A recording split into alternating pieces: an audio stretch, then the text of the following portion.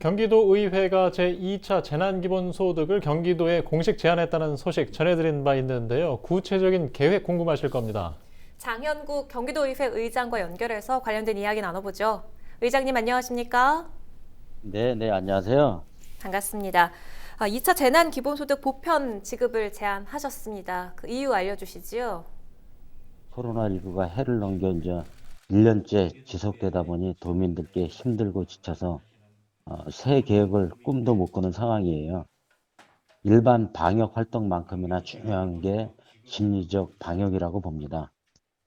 코로나 장기화로 인한 스트레스와 우울감이 지속되는 상황을 막는 게 중요한데요.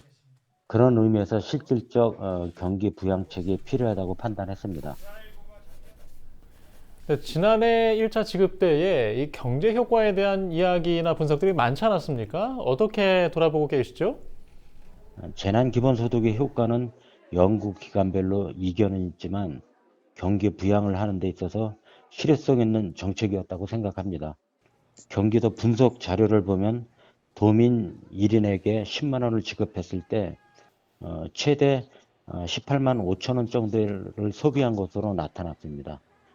10만 원을 받고 추가로 8만 5천 원 정도를 더 씀으로써 소비 유발 효과를 낸 결과 경제 활성화에 도움이 되었다고 봅니다.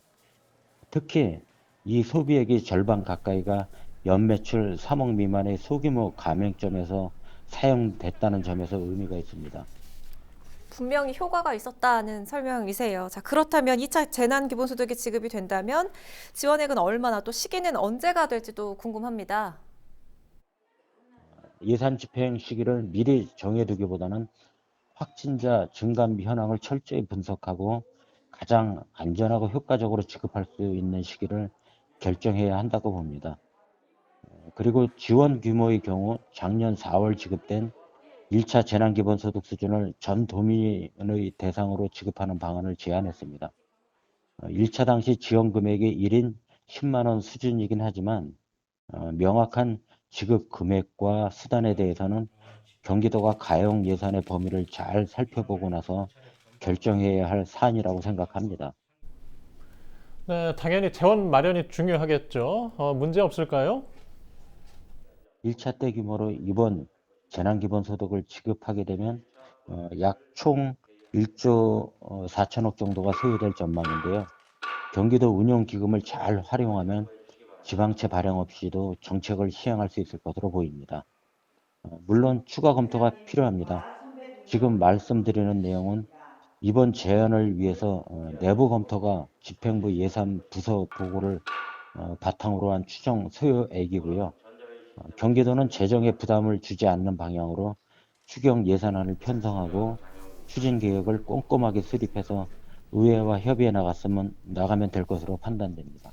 효과적인 지원 정책이 좀 신속하게 마련되길 희망해 봅니다. 끝으로 의장님, 도민 여러분들께 한 말씀 남겨주시지요. 새해 복 많이 받으시라는 인사를 드릴 때에도 송구한 마음을 가누기가 어렵습니다. 많이 지치고 힘들 때 따뜻한 말 한마디가 큰 도움이 되는 것처럼 재난기본소득이 성공적으로 추진돼서 도민 여러분께 작은 위로가 됐으면 하는 바람입니다. 경기도의회는 2021년도에도 변함없이 도민 여러분의 든든한 친구이자 지원군으로서 언제나 함께 할 것을 약속드립니다. 네, 오늘 말씀 여기까지 듣겠습니다. 오늘 말씀 감사합니다. 네, 감사합니다. 예, 지금까지 장현국 경기도의회 의장이었습니다.